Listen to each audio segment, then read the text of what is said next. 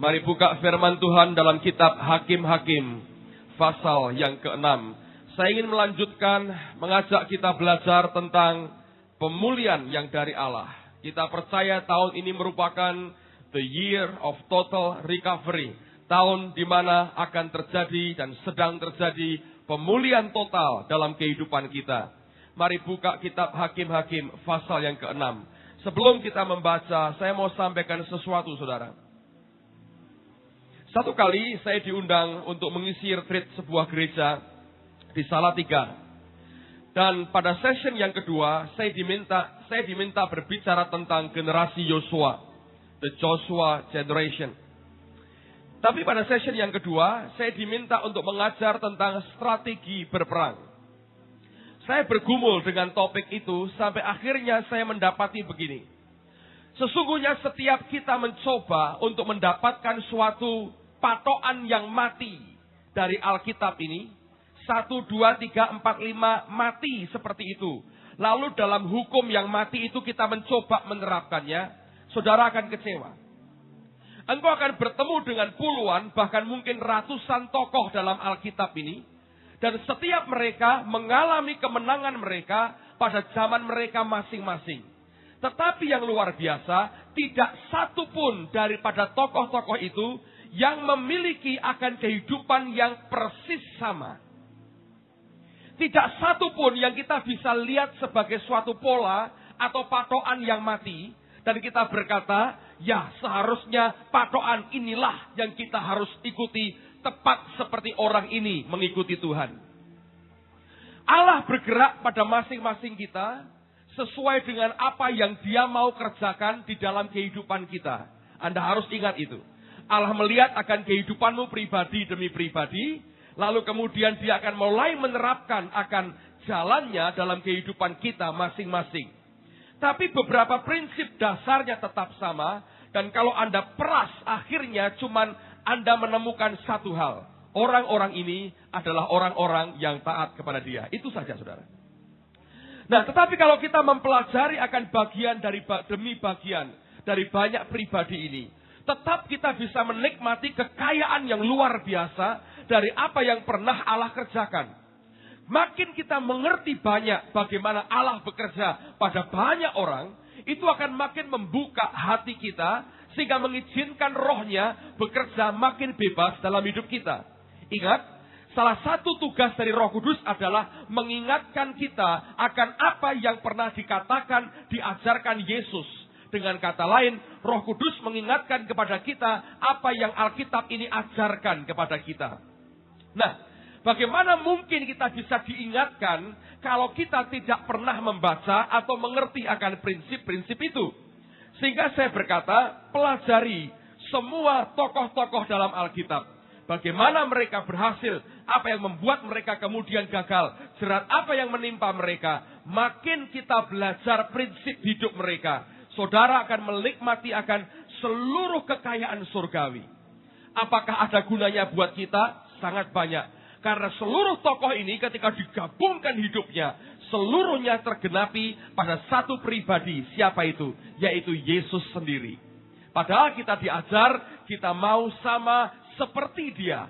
Untuk seperti Dia, kita mesti belajar precept upon precept, line upon line, bagian per bagian, garis demi garis, tangga demi tangga. Kita ikuti, kita lewati, kita masuki. Saudara, langkah demi langkahmu, engkau akan mengalami akan perubahan yang radikal dari Tuhan. Amen, saudaraku. Nah, sekarang mari kita belajar dari orang yang bernama Gideon. Minggu lalu kita belajar dari Daud. Mari kita belajar pemulihan yang Tuhan kerjakan lewat orang yang bernama Gideon. Hakim-Hakim pasal yang ke-6. Lihat mulai ayat yang pertama. Tetapi orang Israel melakukan apa yang jahat di mata Tuhan. Sebab itu Tuhan menyerahkan mereka ke dalam tangan orang Midian 7 tahun lamanya. Dan selama itu orang Midian berkuasa atas orang Israel. Karena takutnya kepada orang Midian itu, maka orang Israel membuat tempat-tempat perlindungan di pegunungan, yakni gua-gua dan kubu-kubu. Setiap kali orang Israel selesai menabur, datanglah orang Midian, orang Amalek, dan orang-orang dari sebelah timur lalu maju mendatangi mereka. Berkemahlah orang-orang itu di daerah mereka dan memusnahkan hasil tanah itu sampai ke dekat Gaza dan tidak meninggalkan bahan makanan apapun di Israel. Juga domba atau lembu atau keledai pun tidak, sebab orang-orang itu datang maju dengan ternaknya dan kemahnya. Dan datangnya itu berbanyak-banyak seperti belalang. Orang-orangnya dan unta-untanya tidak terhitung banyaknya. Sekaliannya datang ke negeri itu untuk memusnahkannya. Sehingga orang Israel menjadi sangat melarat oleh perbuatan orang Midian itu. Lalu berserulah orang Israel kepada Tuhan. Sampai di sini.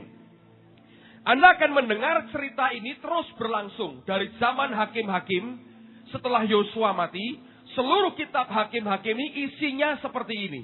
Apa itu? Pada waktu pemimpinnya mati, mereka menyembah berhala, Allah menyerahkan mereka ke dalam tangan bangsa lain, sekian tahun mereka tertindas, mereka hidup sengsara, lalu baru mereka teriak kepada Allah. Lalu Tuhan akan membangkitkan seorang pemimpin, melepaskan mereka. Selama pemimpin itu hidup, mereka menyembah kepada Allah. Pemimpinnya mati, mereka meninggalkan Tuhan Allah. Mereka menyembah berhala lagi. Karena dosa mereka, Allah serahkan lagi ke tangan bangsa asing. Ditindas lagi, melarat lagi, habis-habisan lagi. Mereka menjerit lagi. Allah kembali berikan seorang pemimpin, melepaskan mereka. Selama dia masih hidup, mereka menyembah kepada Allah. Pemimpinnya mati, nyembah berhala lagi. Anda akan lihat kesabaran Tuhan dan kenekatan orang Israel.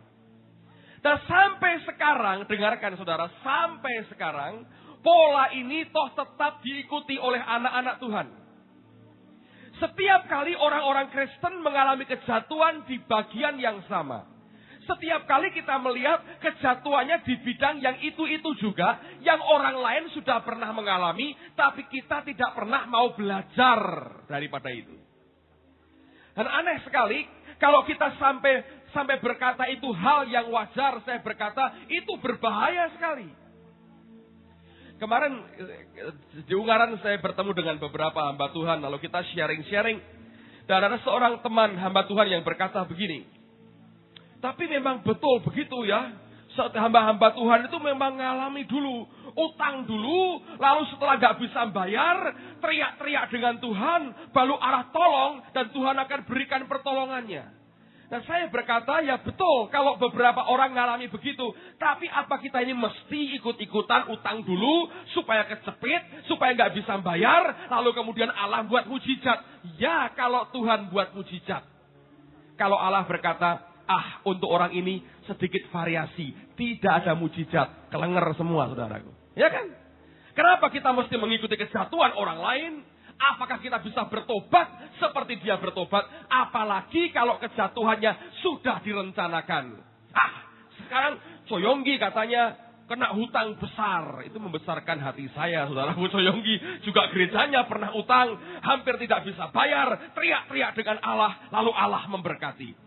Kenneth Copeland juga ngalami yang sama, bangkrut habis-habisan, Allah memberkati, dia berteriak kepada Tuhan, Allah memberkati. Dua-duanya sekarang berkata, jangan utang katanya. Setelah mereka mengalami kepahitan itu. Nah, kalau kita sendiri berkata, oh ya, orang-orang besar itu utang dulu, lalu kemudian melarat, lalu kemudian diberkati. Sekarang gua mau utang, biar gua melarat. Ya, betul, utang dan akan melarat belum tentu diberkati. Kalau Allah bervariasi. Variasi untuk orang ini. Tanpa mujizat. Habis saudara. Loh kenapa gak ada hasilnya? Lah kamu bukan Coyonggi. Kamu ya kamu sendiri. Aku punya cara untuk kamu. Terus apa Tuhan? Melaratlah 15 tahun. Nah habis saudara. Mari kita belajar. Anda lihat di hakim-hakim seluruhnya ceritanya sama. Seluruhnya ceritanya sama. Aneh sekali. Dan di situ saya melihat akan kesabaran Tuhan. Nah mari kita melihat akan pemulihan yang Tuhan buat. Saudara sekalian, ada 7 poin yang saya mau sampaikan pada pagi hari ini. Saya bagi dalam 3 kelompok besar. Dari hidup Gideon ini kita belajar ada 3 kelompok besar yang kita lihat. Seluruhnya 7 poin. Bagian yang pertama kita akan belajar bagaimana Gideon sampai bisa mengenal Allahnya dan memanggil dia dengan nama Jehovah Shalom. Lalu bagian kedua, apa yang Jehovah Shalom ini kerjakan? Dan bagian yang terakhir, karakter apa yang tercipta dari pengenalan kita akan dia sebagai Jehovah Shalom. Dan dari ke-7 poin ini, saudara akan nanti melihat bagaimana Tuhan memulihkan akan orang Israel. Tahun ini adalah the year of total recovery. Tahun pemulihan total. Biarkan Tuhan yang memulihkan kita dengan jalannya. Saya berdoa, saya ajar Anda begini. Dengar firman Tuhan, bukan asal nulis poinnya. Buka rohmu yang lebar, serap dengan rohmu. 1 atau 2 kata yang diucapkan hari ini bisa berarti rema dalam hidup saudara. Dan itu yang engkau pegang dalam hidupmu sampai pemulihan terjadi. Amen. Allah punya banyak cara untuk memulihkan kita. Nah sekarang mari kita belajar dari Gideon. Yang penting buat Anda adalah buka hatimu, tangkap dengan rohmu. Sekali engkau bisa tangkap dengan rohmu, beberapa kata dari firman Tuhan cukup untuk mengubah dan memulihkan kita. Yang pertama, mari kita lihat pada ayat yang ke-11. Saya akan baca dari ayat yang ke-11. Alkitab berkata demikian. Kemudian datanglah malaikat Tuhan dan duduk di bawah pohon tarbantin di Ofra. Kepunyaan Yoas, orang Abiezer itu. Sedang Gideon anaknya mengirik gandum dalam tempat pemerasan anggur, agar tersembunyi bagi orang Midian. Malaikat Tuhan menampakkan diri kepadanya dan berfirman kepadanya demikian. Tuhan menyertai engkau, ya pahlawan yang gagah perkasa. Dalam terjemahan lain dikatakan Tuhan menyertai engkau, ya pahlawan yang tidak punya rasa takut. Luar biasa. Dikatakan pada waktu itu kan Gideon sedang sembunyi saudara, sedang takut sebetulnya. Tapi Allah berkata Tuhan menyertai engkau, ya pahlawan yang gagah perkasa, yang tidak punya rasa takut. Jawab Gideon kepadanya, ah Tuanku, jika Tuhan menyertai kami, mengapa semuanya ini menimpa kami? Di manakah segala perbuatan-perbuatannya yang ajaib yang diceritakan oleh nenek moyang kami kepada kami ketika mereka berkata, bukankah Tuhan telah menuntun kita keluar dari Mesir? Tetapi sekarang Tuhan membuang kami dan menyerahkan kami ke dalam cengkeraman orang Midian. Lalu berpalinglah Tuhan kepadanya dan berfirman, pergilah dengan kekuatanmu ini, selamatkanlah orang Israel dari cengkeraman orang Midian. Bukankah aku mengutus engkau?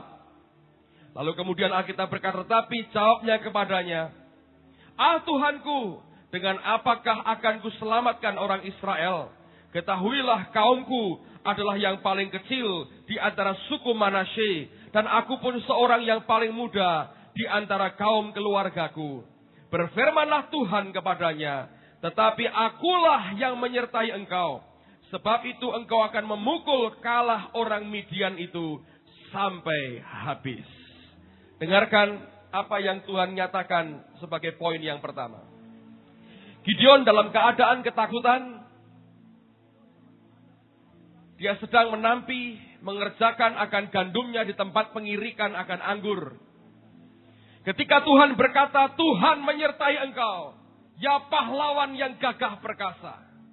Ya pahlawan yang tidak punya rasa takut, Allah menyertai engkau. Saya berdoa dan tiba-tiba saya tahu sesuatu saudara. Hal yang pertama yang Tuhan mau kerjakan dalam hidup Gideon, bahkan dalam kehidupan kita adalah, Dia mau mencabut semua roh intimidasi di dalam hidup kita. Orang ini dalam keadaan yang sangat ketakutan. Seluruh Israel tidak ada orang yang berani tampil membelakan bangsanya. Mereka dicengkram oleh ketakutan yang luar biasa akan orang-orang Midian. Dan selama roh intimidasi itu mencengkram membuat kita ketakutan, Allah tidak akan pernah bisa bekerja dengan bebas dalam kehidupan kita. Mengapa banyak orang Kristen tidak pernah bisa mengalami kemenangan? Oleh karena dicengkram oleh roh intimidasi. Jiwa dan hati serta pikiran mereka terintimidasi, ditakut-takuti begitu rupa, dan dia ketakutan luar biasa. Selama ancaman itu tidak lenyap dari pikiran dan hati kita, tidak pernah Allah bisa memulai sesuatu yang besar dalam kehidupan kita. Karena roh intimidasi ini mematikan akan iman kita, saudara. Gideon dalam keadaan ketakutan. Dia sembunyi dari orang Midian. Datang dipengirikan akan anggur. Dengan harapan orang Israel jangan datang kepadanya.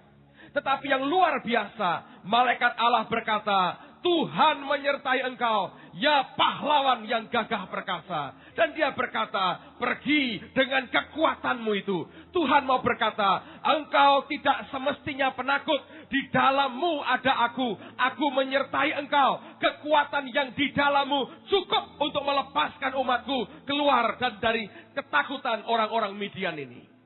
Allah pertama-tama akan menghancurkan akan rasa takut kita, intimidasi dalam hidup kita.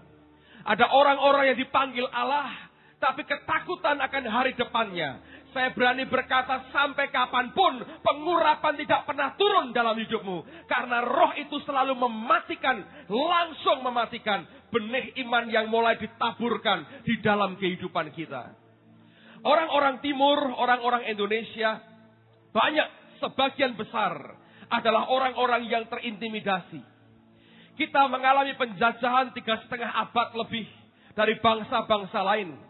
Dan selama itu dikecam, dicengkram oleh ketakutan yang luar biasa. Karena kita dianggap sebagai bangsa nomor 2, nomor 3 yang tidak berdaya. Dan orang-orang bule adalah orang-orang yang paling utama di dunia ini.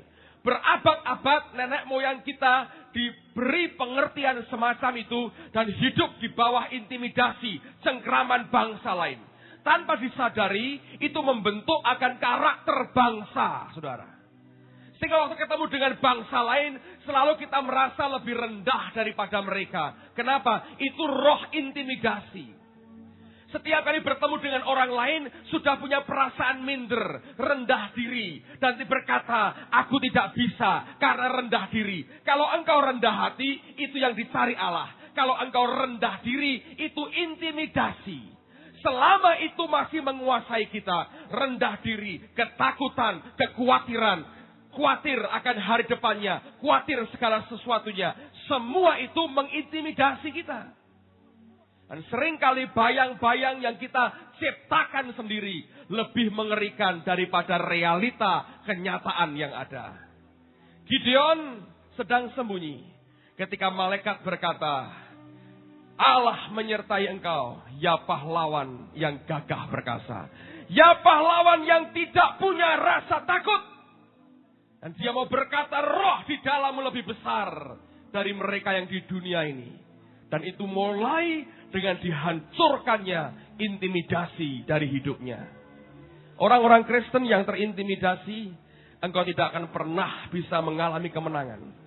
Dan bagaimana bukti bahwa intimidasi dihancurkan? Gideon mendapatkan tes yang pertama. Lihat ayat 25.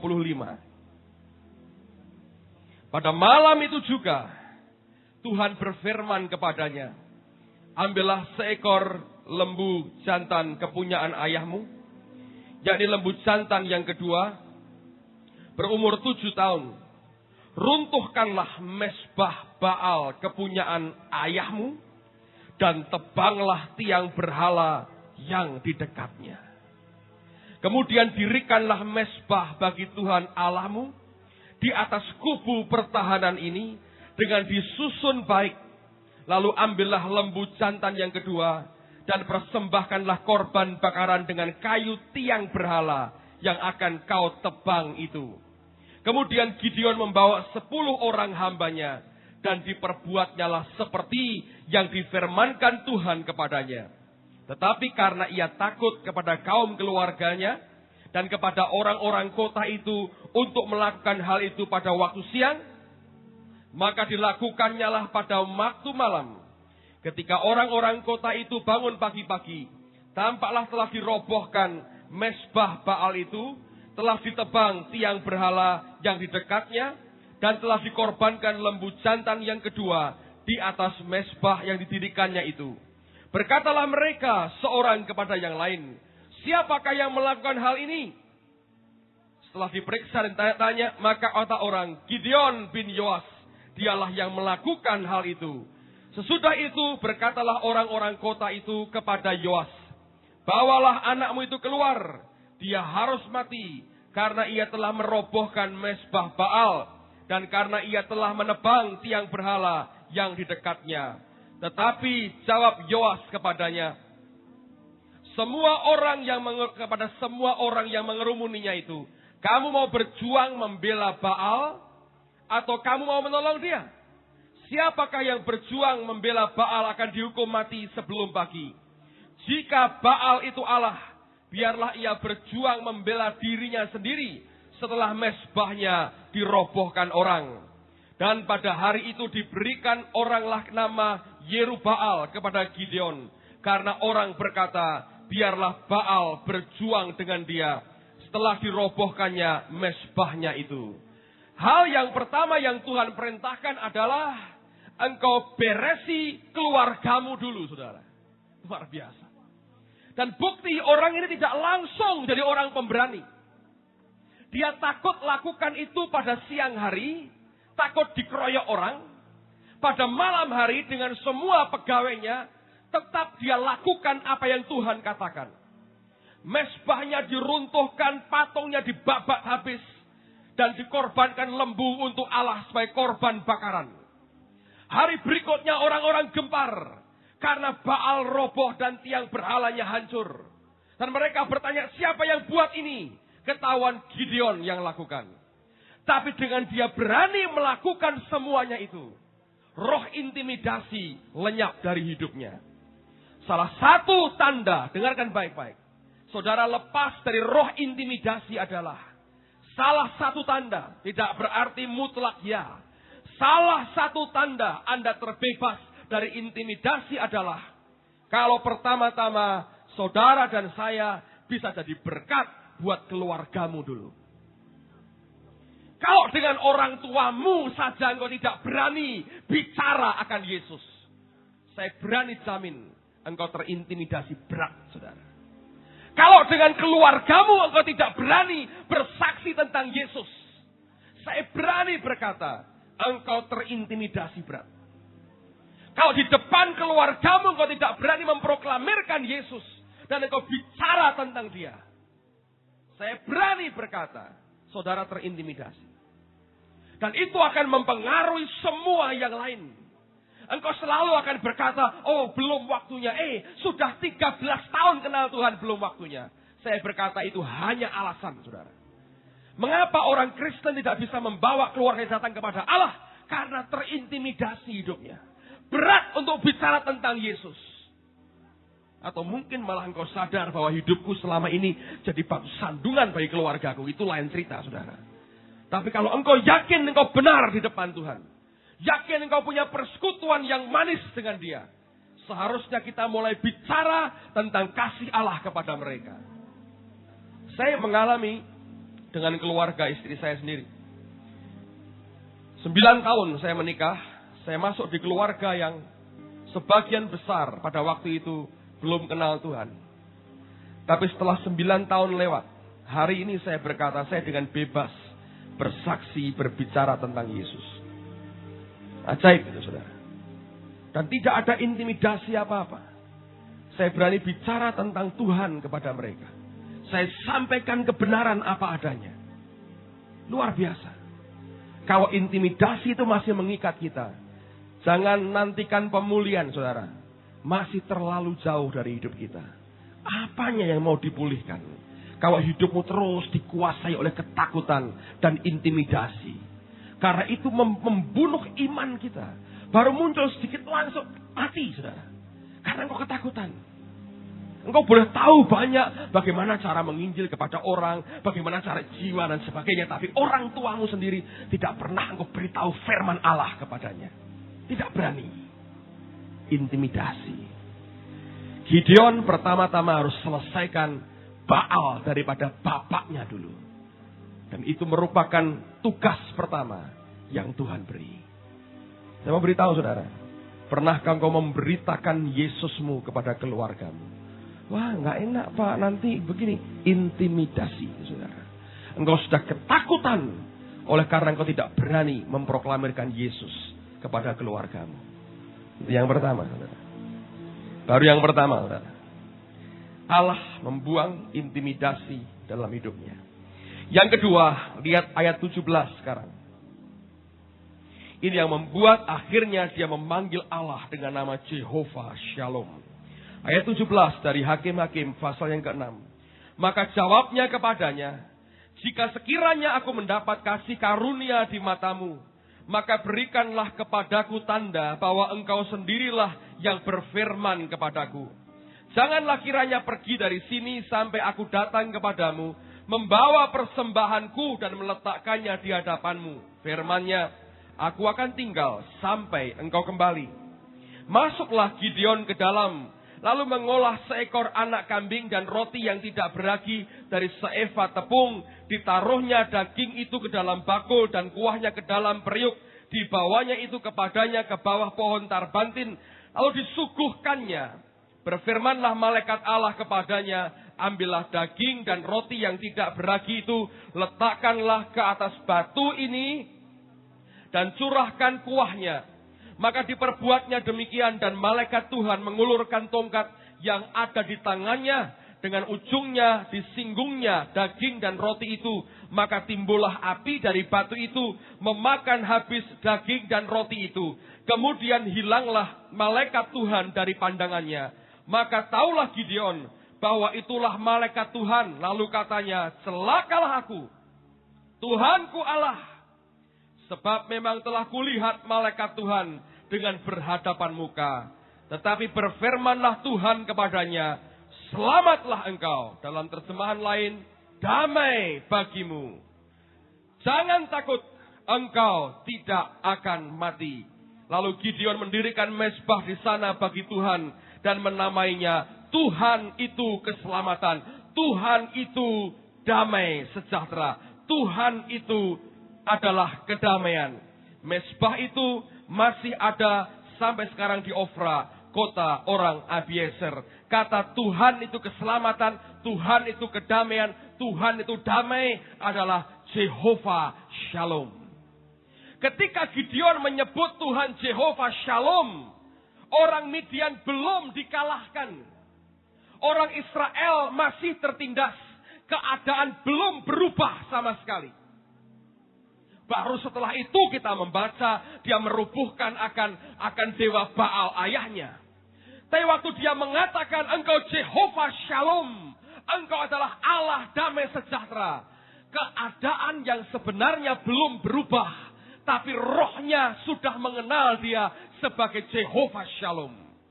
Kalau intimidasi itu hilang dari hidupmu, maka inner man saudara, manusia batiniahmu akan mengalami kedamaian yang dari Tuhan. Ketika intimidasi hilang, ketakutan hilang, kekhawatiran hilang, keadaan belum berubah dan belum berubah. Tetapi kalau engkau sudah mulai dilenyapkan dari semua ketakutan dalam hidupmu, engkau bisa mengalami inner peace, kedamaian yang di dalam. Yang di luar tetap bergolak begitu mengerikan, yang di dalam begitu settle, teduh dan tenang sekali. Dan pada waktu itu dia mulai berkata, Jehovah Shalom. Kedamaian tidak terjadi ketika yang di luar itu memberikan harapan dan keuntungan dan ketenangan. Yang di luar boleh apapun yang terjadi. Kelak terjadi pertempuran yang hebat dengan orang Midian. Dan apa yang dialami Gideon baru permulaan. Tapi permulaan ini besar artinya. Saudara, hanya kalau engkau dan saya mengizinkan Allah mencabut semua roh intimidasi yang mencengkeram hidupmu, engkau akan mengalami kedamaian yang begitu dalam di dalam manusia batiniahmu. Di luar tetap tidak ada perubahan. Orang Midian menguasai orang Israel. Mereka semua masih ketakutan. Tapi kalau ada satu orang dalam keluargamu yang memiliki kedamaian yang solid di dalam rohnya dan bisa berkata Jehovah Shalom, engkau akan mulai dengan Allah pemulihan yang total pada tahun ini, saudara. Dan seringkali ini yang paling berat dalam hidup orang percaya. Tidak pernah bisa mengizinkan damai Tuhan melingkupi dia. Kenapa? Karena roh intimidasi masih menguasai total dalam hidupnya. Hanya kalau engkau mengizinkan Tuhan mencabut semua intimidasi, ketakutan dari hidupmu, saudara. Maka tiba-tiba engkau akan kenal dia sebagai Jehovah Shalom. Engkau akan melihat bagaimana intimnya Allah dengan saudara. Engkau akan tahu ada inner peace, kedamaian yang sangat dalam pada batinnya saudara, yang tidak pernah dirasakan oleh orang dunia. Di luar gejolaknya masih sama, tidak ada perubahan. Tapi di dalam engkau akan memiliki akan kedamaian yang begitu teduh, dan tidak ada satu orang pun yang bisa mengertinya. Dan damai semacam itu yang membuat Yesus bisa tidur di atas buritan kapal ketika kapal yang ditumpanginya hampir tenggelam, saudara. Beda dengan Yunus, dablek, saudara. Kapalnya mau tenggelam tetap di bawah tidur. Kenapa? Dia memang lari dari Tuhan. Saya tahu ketika digoncang Yunus tahu, ini gara-gara aku, ini gara-gara aku. Tapi dia nekat di bawah. Tapi Yesus memiliki damai yang lain. Dan dia berkata, damai sejahtera ku berikan kepadamu. Damai sejahteraku aku berikan kepadamu. Peace be unto you. My peace I give unto you. Damaiku. Damai yang membuat aku begitu teduh ketika aku ada di kapal, ketika kapal itu hampir tenggelam. Yang membuat tetap aku bisa tidur. Dia berkata, aku berikan kepadamu. Itulah sebabnya namanya disebut apa? Raja Damai, Prince of Peace, Jehovah Shalom. Orang Kristen baru 2 langkah ini saja, engkau sudah beda. Tidak ada kepanikan apa-apa. Yang ada cuma damai yang berasal daripadamu. Ketika sekitarmu mulai goyang, mulai rontok, mulai runtuh semua. Tidak ada kepanikan, tidak ada sumpah serapah. Tidak ada caci maki keluar dari kita. Tidak ada stres lagi. Karena Jehovah Shalom yang tinggal dalam kehidupan kita. Itu yang tidak pernah bisa diberikan oleh dunia, saudara. Tapi apakah engkau mau mengizinkan akan semua intimidasi tercabut dari hidupmu atau tidak? Kalau engkau biarkan tercabut, engkau akan mengalami damai yang luar biasa. Sekalipun digoncang luar biasa luarmu. Tetap tenang. Orang akan lihat ketenangan yang bukan dari manusia. Sungguh ketenangan yang berasal dari Raja Damai, yaitu Yesus sendiri. Saudara bisa mengerti ini? Dan itu awal dari pemulihan sebetulnya. Dan setelah Gideon tahu dia Jehovah Shalom. Apa yang Jehovah Shalom ini lakukan bagi dia? Lihat ayat yang ke-33. Seluruh orang Midian dan orang-orang Amalek dan orang-orang dari sebelah timur telah berkumpul bersama-sama. Mereka telah menyeberang dan berkemah di lembah Yisrael. Lihat kondisi makin parah. Tapi Jehovah Shalom ada di dalamnya. Anda boleh mengalami akan tekanan apapun. Kalau Anda kenal dia sebagai Jehovah Shalom, Anda akan punya ketenangan, keteduhan yang luar biasa. 34 dan inilah kuncinya.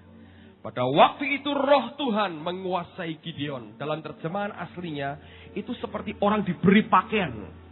Dibungkus dengan pakaian. Roh Tuhan menguasai membungkus Gideon. Ditiupnyalah sangkakala.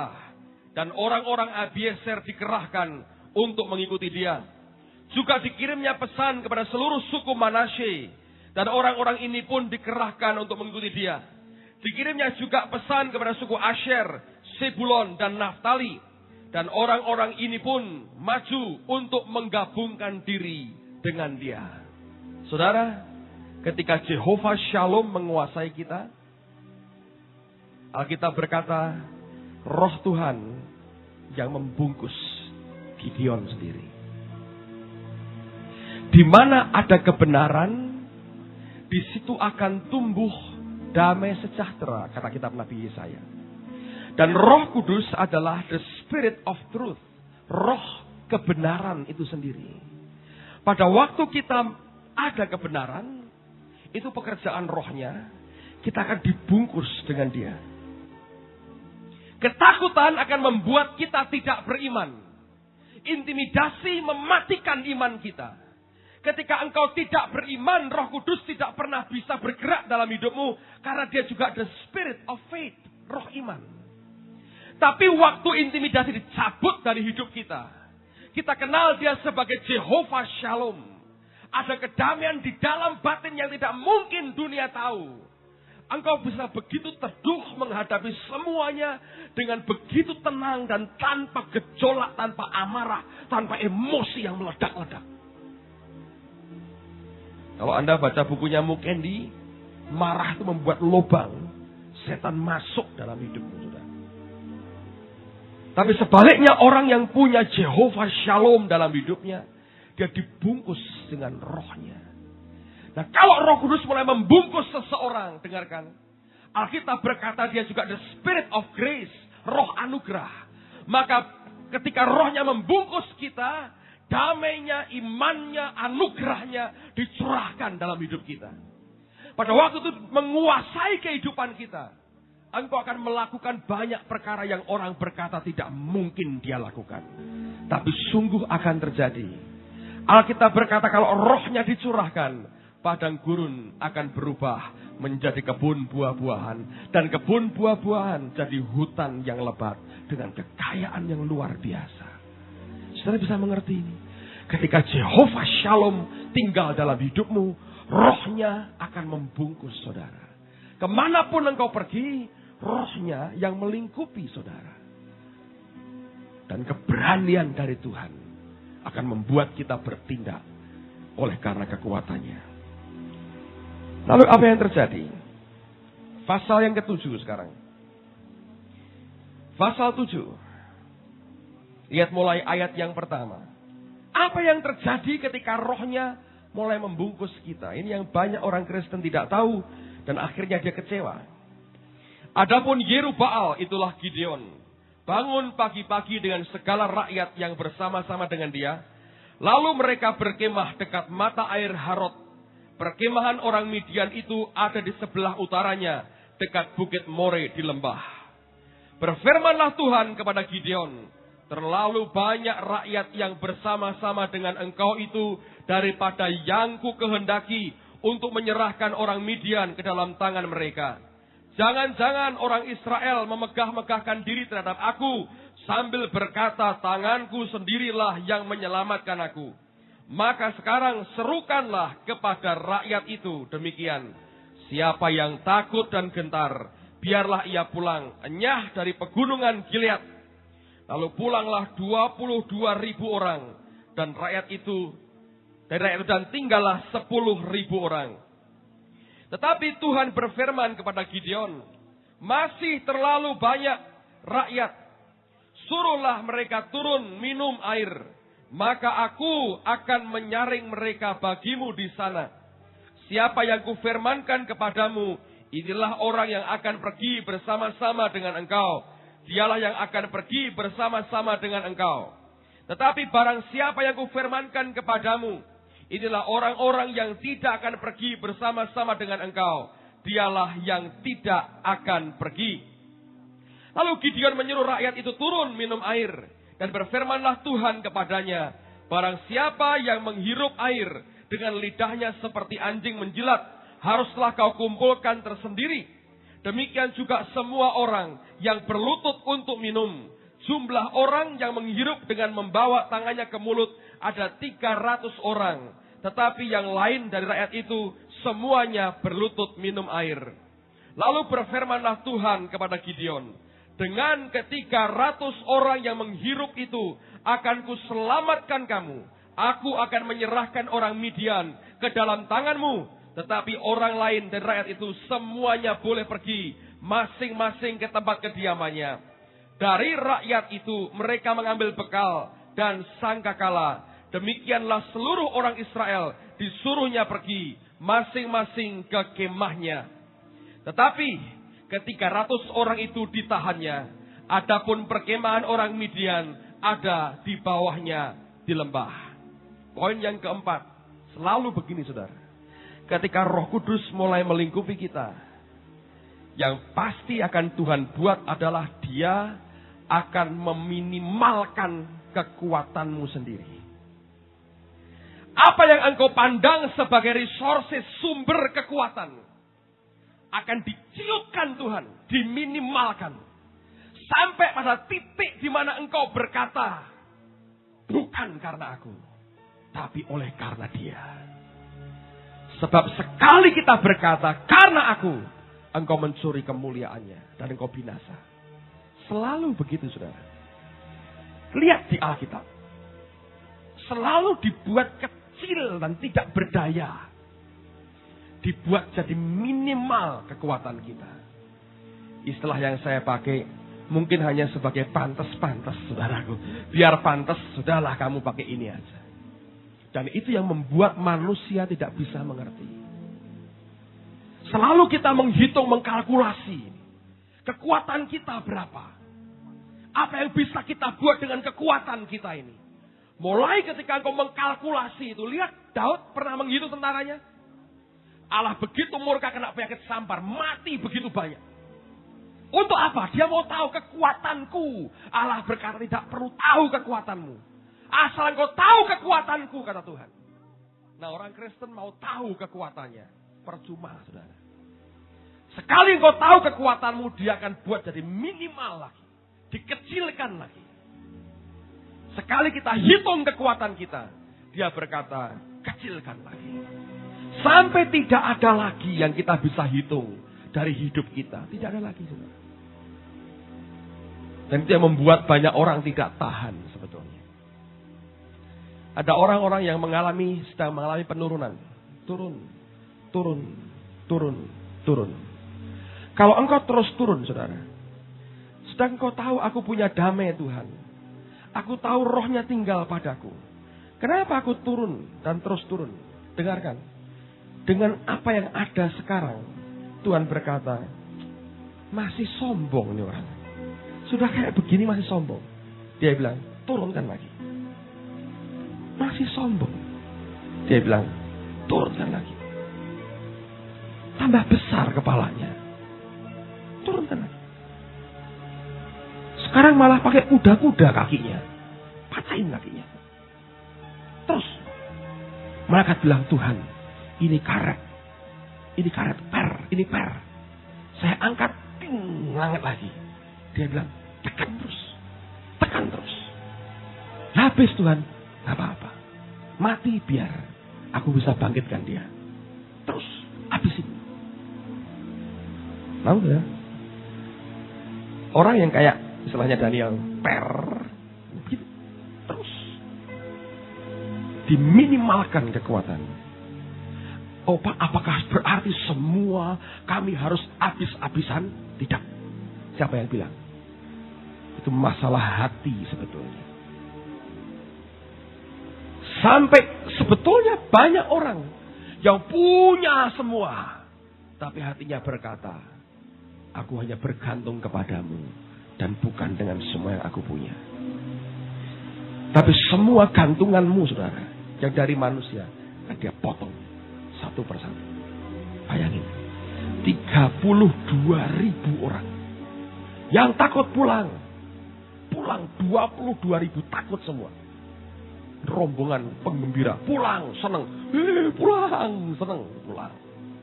Tinggal 10.000. 10.000 orang nekat. Dia bilang terlalu banyak. Suruh minum.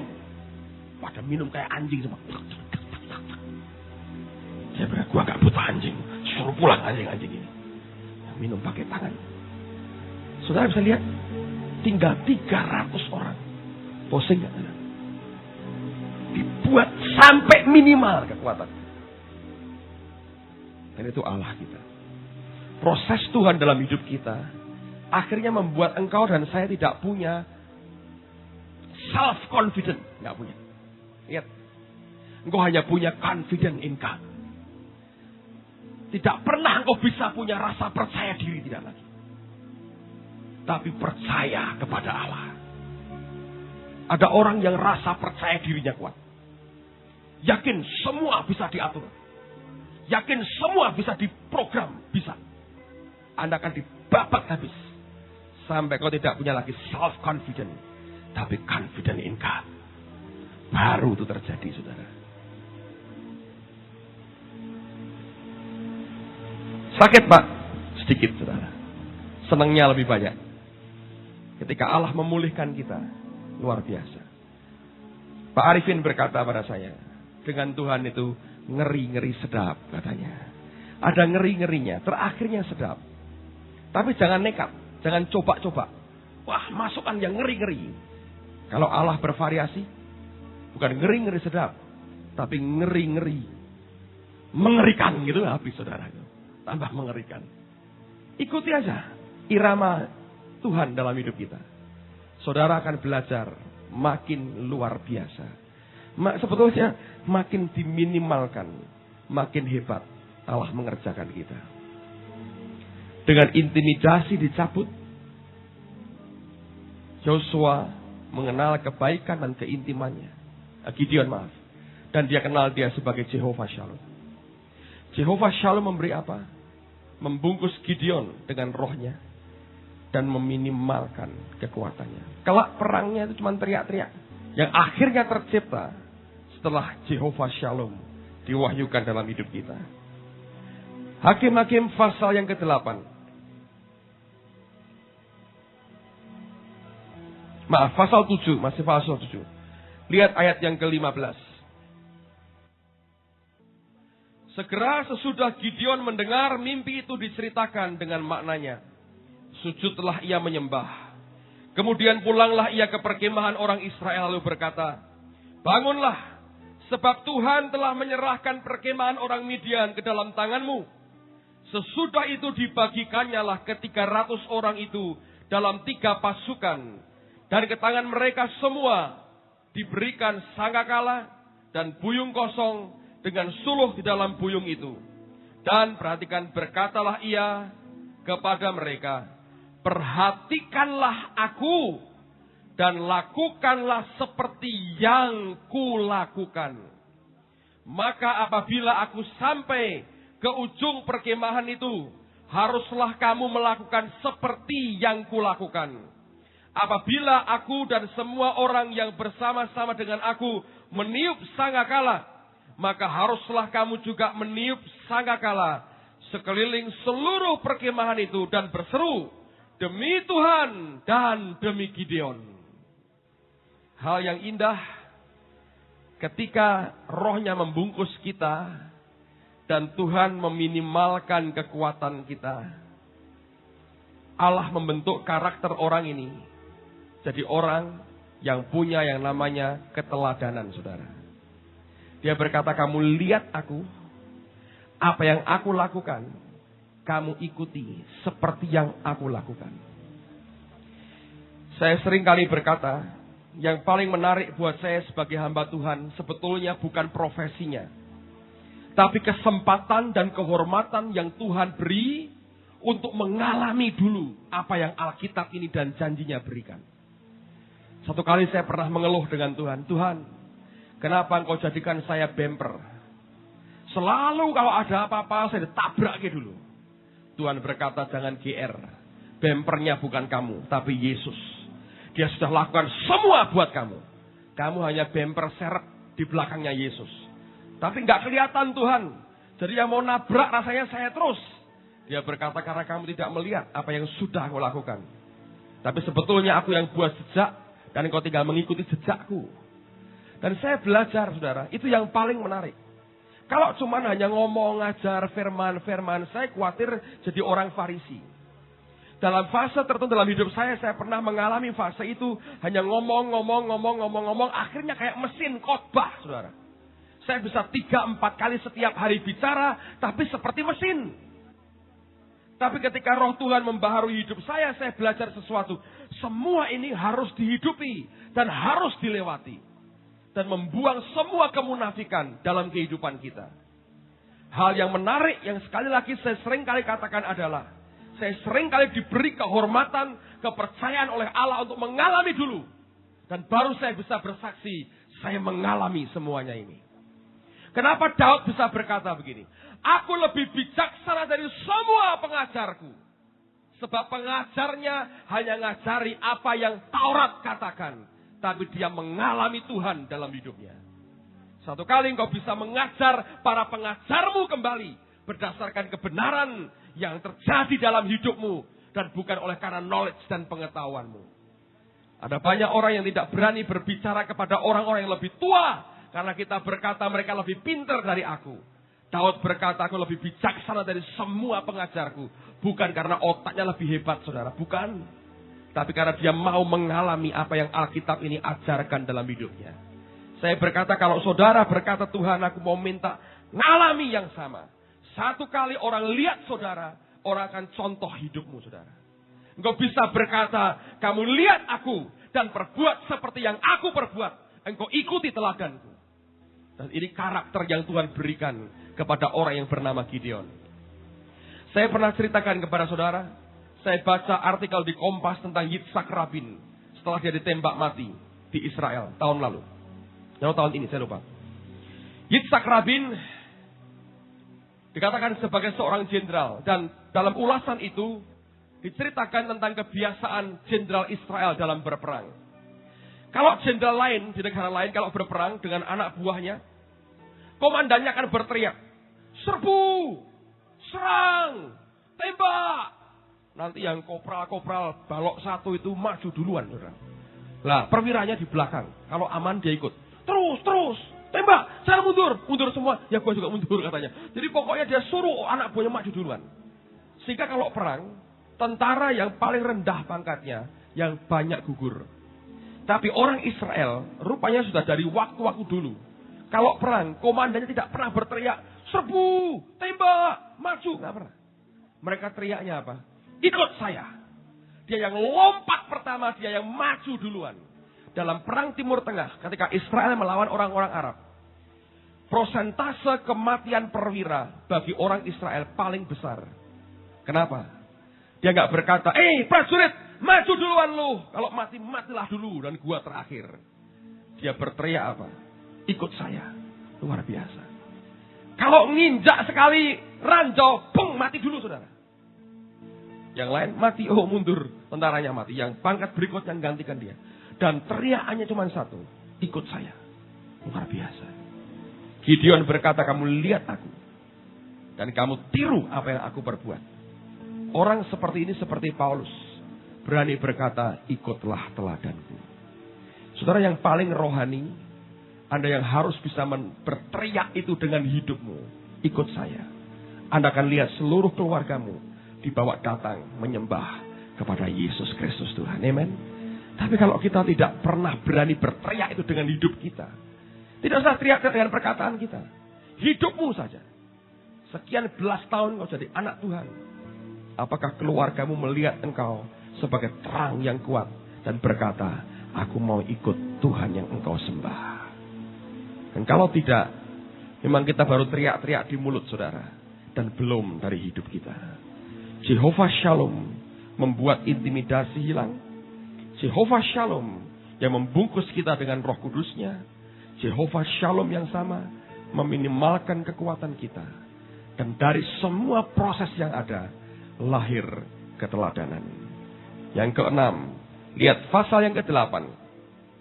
Ayat yang pertama. Pasal yang ke-8.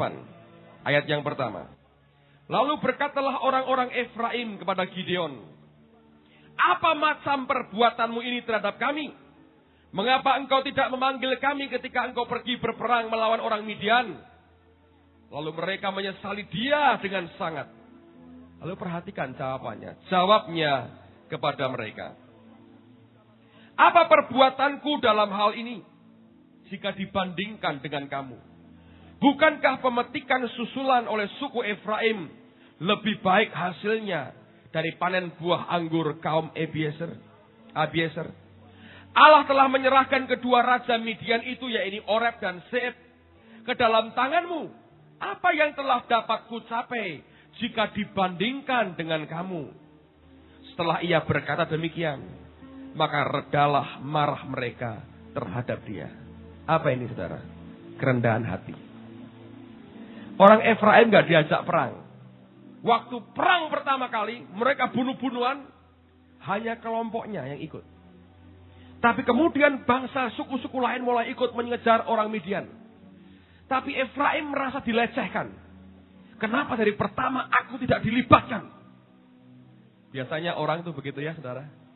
Kalau nggak dilibatkan gagal, nggak ada aku kok. Ya lah. Coba ada aku, lain ceritanya. Selalu begitu. Begitu menang, kenapa kok nggak diajak? Ngamuk. Kalau kalah, iya nggak ada aku.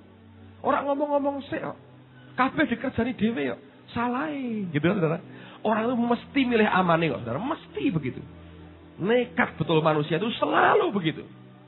Kalau ditinggal gagal, syukur rasano. Kualat karo aku gitu. Kalau akhirnya menang besar, kowe ngenyek be aku rambut cai piye gitu saudara. Selalu begitu. Manusia itu begitu saudara. Ini ya sama. Tapi ketika diproses Tuhan itu sudah, prosesnya Allah sudah begitu luar biasa. Ngadapi orang yang dia berkata apa? Panen susulanmu lebih baik dari panen pertamaku. 2 rajanya diserahkan Tuhan dalam tanganmu. Loh, kamu lebih hebat dari aku. Reda amarahnya. Saudara, kalau engkau ketemu dengan orang semacam ini, Gideon mengajar kerendahan hati. Amen, saudaraku. Keteladanan akhirnya akan membuat kita belajar rendah hati.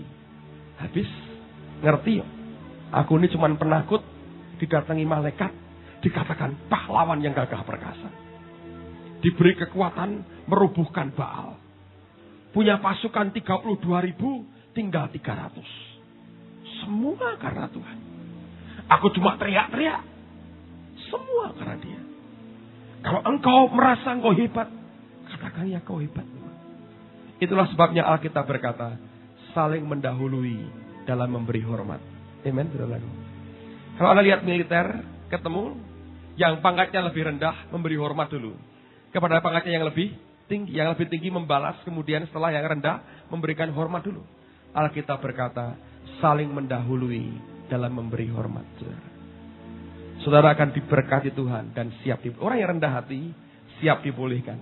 Orang yang congkak akan dihancurkan, yang rendah hati akan diangkat. Dan poin yang terakhir, ayat yang ke-22 dan 23. Poin yang ke-7, Alkitab berkata, kemudian berkatalah orang Israel kepada Gideon, biarlah engkau memerintah kami, baik engkau, baik anakmu maupun cucumu.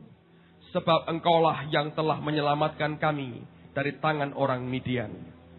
Jawab Gideon kepada mereka, aku tidak akan memerintah kamu, dan juga anakku tidak akan memerintah kamu, tetapi Tuhan yang memerintah kamu. Luar biasa.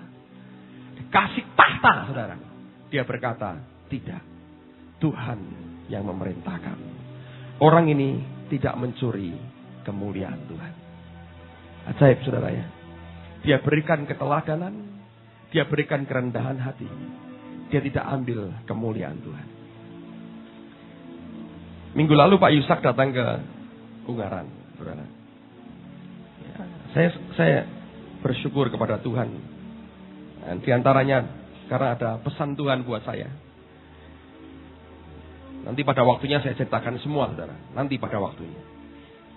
Tapi satu di antaranya dia mengajar baik sekali. Dia berkata begini. Nah, ini bukan pesan yang Tuhan berkata pesannya begini enggak, tapi dia memberikan nasihat yang bagus sekali. Dia berkata, gembala jangan menggantungkan dirinya atau membebani domba-dombanya.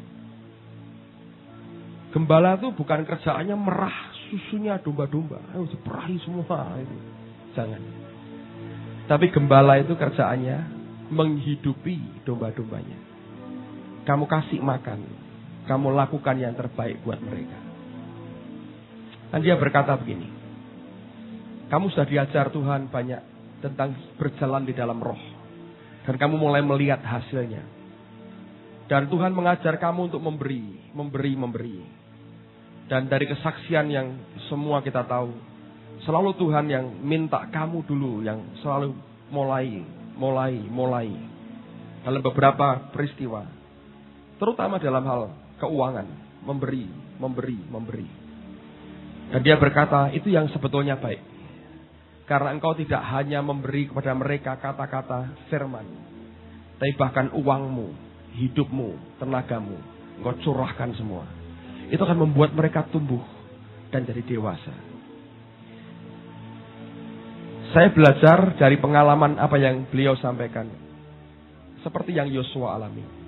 Aku tidak akan memerintah atas kamu. Tuhan yang memerintah kamu.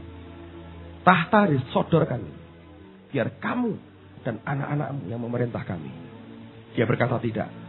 Biar Tuhan yang memerintah atasmu. Amen, saudaraku. Saya percaya semua kita milik daripada Allah. Semua Anda adalah domba-domba Tuhan yang mulia. Anak-anak kekasih dari Bapa di surga. Tidak ada orang yang berhak menginjak kepala kita. Tidak ada, saudara. Hanya tangan Tuhan yang boleh nekan kalau kita nakal dan jewer kuping kita. Dan kalau perlu ditekan sampai minimal kekuatan kita. Tapi saya berkata itu merupakan channel untuk kita mengalami pemulihan yang berasal dari Dia. Saudara siap dipulihkan tahun ini? Saudara mau dipulihkan tahun ini? Atau tunggu 20 tahun lagi? Saya berkata, inilah the year of total recovery. Belajar dari Gideon, saudara. Engkau akan berkata, sungguh Allah itu luar biasa. Saya berdoa biar Jehovah Shalom pada pagi hari ini tinggal dalam hidup kita. Damai sejahtera ku berikan kepadamu, kata Yesus. Damai sejahteraku aku berikan kepadamu. Kalau engkau punya damai sejahteranya, di luar keadaan boleh tidak berubah. Boleh tetap sama. Boleh makin buruk, boleh makin mengkhawatirkan. Tapi kalau engkau bisa melihat akan apa yang Tuhan kerjakan, sungguh engkau akan berkata, Jehovah Shalom. Mari berdiri bersama-sama, saudara.